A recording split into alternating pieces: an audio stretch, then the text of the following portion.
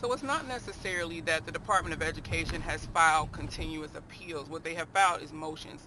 So the motions are basically requests that they made to the court, and that second request was for an extension on making decisions on post-class members' applications, and that was denied with this second judge. And so prior to the second judge, we know that we have the Judge Alsop, who retired in December, and then there was a new judge who was assigned to the settlement, which is Judge Gilliam, who also came in and denied their request.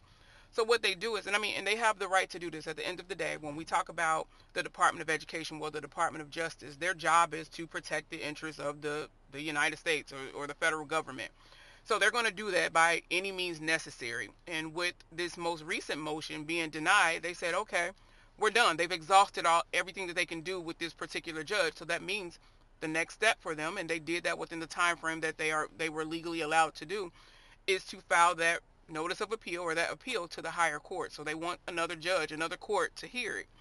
Um, Now, just because they filed these notices of appeal, just like they did with those motions, it doesn't mean that anything is going to be granted, or anything that's going to be ordered, or that's going to change the terms of the settlement and what they have to do. But this is just a process of it.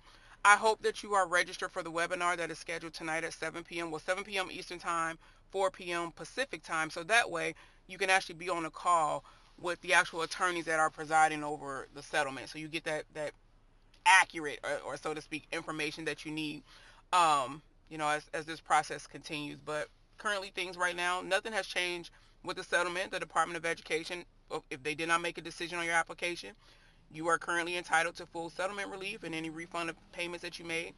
And not only that, there's a notice that should be sent out to you at least by the 29th of March.